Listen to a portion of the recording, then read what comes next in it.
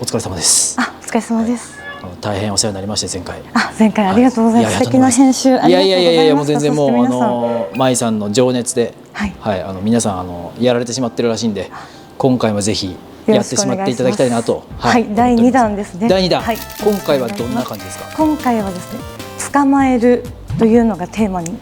なります。これやっぱり一番アマチュアの皆様レッスンさせていただいてて、いろんなお悩みがあるんですけど、その中でもやっぱり捕まらないにつながる内容をすごくいただくので、今回は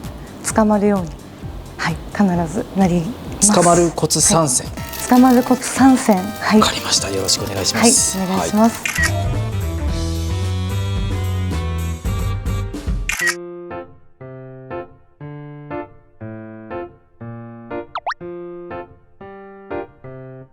まず1つ目はクラブの軌道になります。でまずこの後方から見ていただいて、テイクバック上げた状態からダウンスイングが少しいつもの右回りの逆ですね。テイクバック上げて少しよくスティープダウンというカット軌道、アウトサイドから入ってきてしまうと、どうしても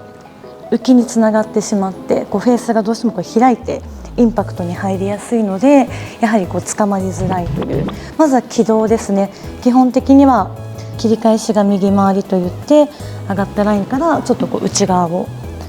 通るイメージというふうにいくと、基本ヘッドがこの切り返しで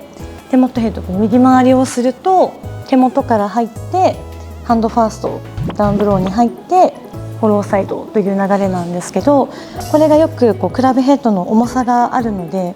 内側にクラブの重さで引いてしまうと、逆回りの左回りになってくると、ヘッドからボールにやってくる状態になるので、そうするとここからこのまま浮いてしまって捕まらない。あとはもう一個基本的にはなんか素振りの時ってただただ手元とか腕を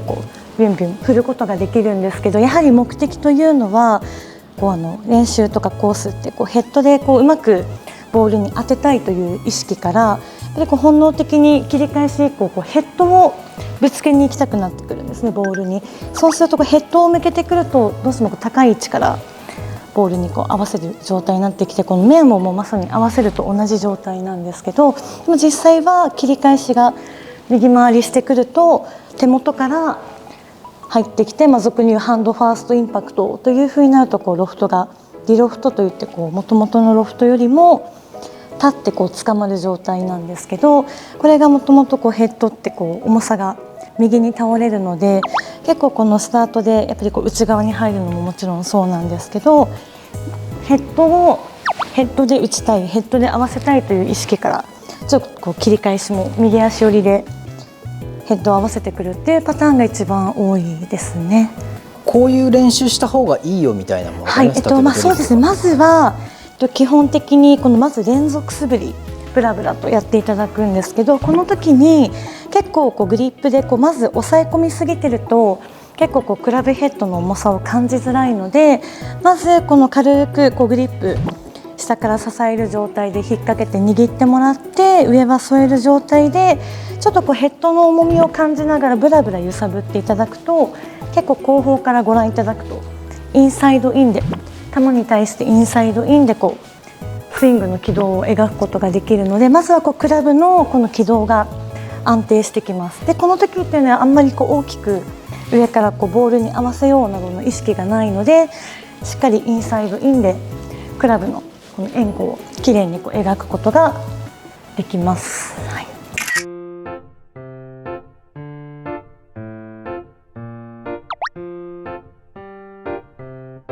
2つ目は基本的にこのインパクトで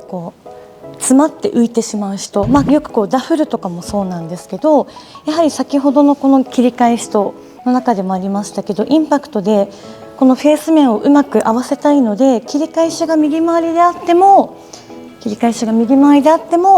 面を合わせてしまって、このクラブの運動を少しこうブレーキかけてしまうんですね、無意識に。これが結構多いです。そうすると基本的にはこう詰まって体が浮いてしまうので、捕まらなかったりもボールが低かったりとかいろんなミスにつながる、ダフりも全部同じなんですけど、これは基本まず右手1本で握ってもらって、連続素振りをしていただくと、基本的にはクラブの重さを逆がいいですかね、逆で握ってもらって右手で振ってもらうと、まずクラブのこのビュンという音の遠心力を感じることができるんですけど、これが両手になった時にやっぱり面をうまく合わせたいというやっぱり無意識なこのブレーキがぐっと左手側に発生してくると、クラブの動きを止めて遠心力がうまく利用することができないので、右手一本の逆でビュンビュン振ってもらって、そこに左手を添えた状態でこういうふうにまず振っていただくと遠心力を感じやすいです。で通常のグリップで握っていただいて、同じくまずは素振りでもう球から先でビュンと音が鳴るぐらい振っていただくと、クラブのブレーキすると音が鳴らなくなって、俗に言う体が浮くっていうお悩みの方も同じなんですけど、このボールから先をしっかり吸っていきたいので、しっかり振りながら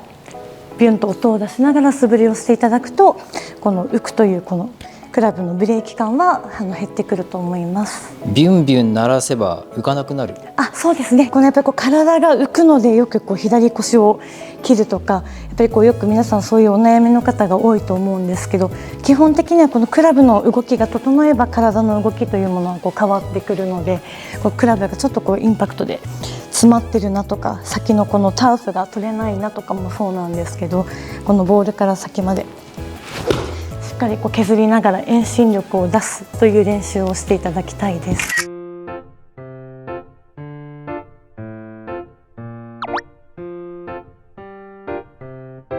じゃあ軌道のせいで捕まらない、で、体が浮いちゃって捕まらない、あと重心を捉えられてなくて、開いちゃって捕まらない。そうですね。一番最後の人は、その軌道もできてるし、浮かないけど捕まらないっていうことそうです。で、動きに特徴ってあります？そうですね。基本的にはもうダウンスイングの時からフェースが開いてくるんですね。軌道に対してフェースアングルが、軌道はすごくいい風に見えるんですけど、フェースがすごく開いてくるので、ちょっとほどけやすいですよね。切り返しは右回りで入ってくるんですけど、フェースが開いて、クラブというものは変重心といって、この棒に対して重心がずれてる状態になっているので、スイング中に開く方向に傾きやすい構造なんですね。ですので、もともとこの道具を見た目のまっすぐで構えると、重さが全部この右側についている状態になるので、この変重心というこの道具の構造を知っていただいて、この道具の重心位置で握ろうということで、これはもうアイアンからドライバーまで、もちろんメーカーによっても若干この角度って変わってくると思うんですけど、どんなクラブであってもまず地面と平行に肩に担いでいただいて、でここでグリップを握っていただいて、戻してくるとこのようにフェースがかぶってきます。でこれがまず道具の重心位置といって、道具のこの右の重さがちょうど左に分散された状態です。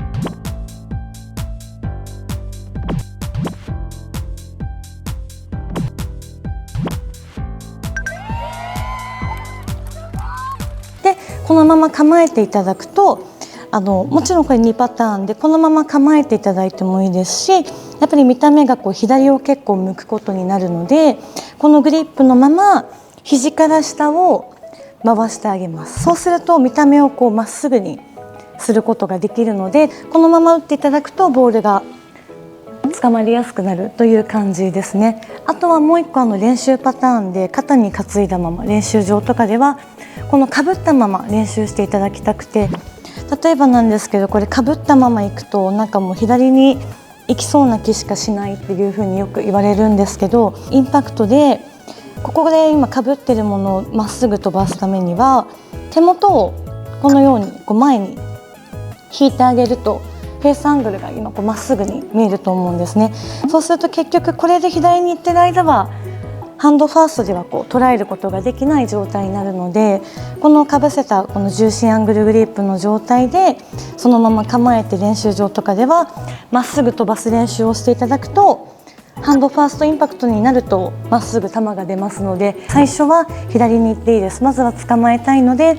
練習場ではかぶせたまま行っていただいて、まずは捕まる、ボールを捕まえるということをやっていただいて、そこからその捕まって左に行く球を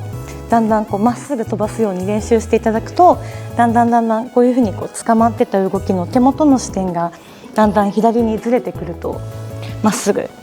入ってくることができるので、すごくインパクトの動きも良くなりますし、結果的にまずはこう捕まえるという目的でこのかぶせて打っていただくんですけど、これでまっすぐ飛ばせた時にはインパクトも結果的に長いインパクトをこうゾーンで捉えるというインパクトの長さが長くなりますので、結構おすすめな練習です。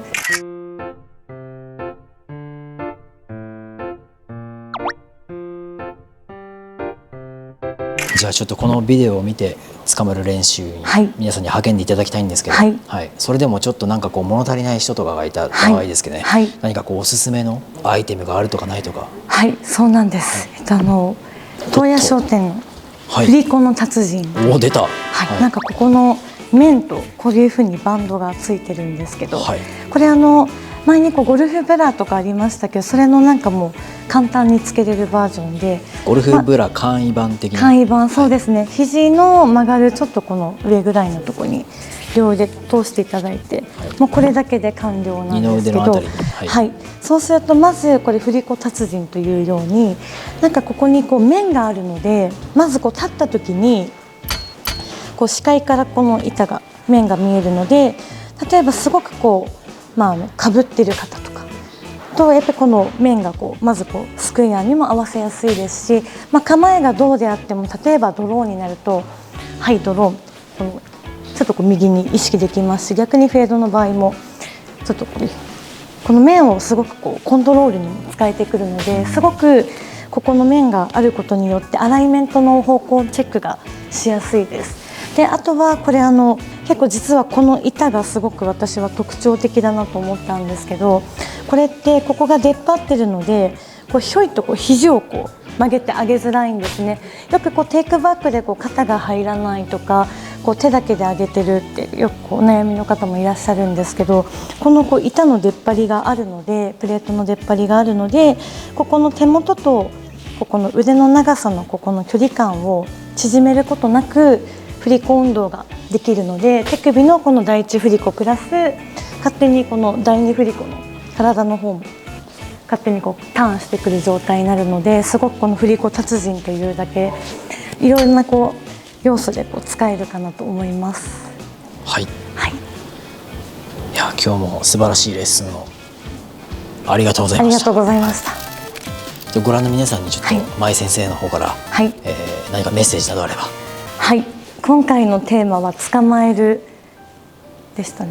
捕まえる、はい、捕まえる参戦でしたね。捕まえる参戦でした。はい、結構いろんなお悩みの方がいると思うんですけど、代表的な3選を今回挙げさせていただいたので、最後の3つ目もすごくおすすめの練習法なので、皆さんぜひボールをしっかり捕まえていきましょう。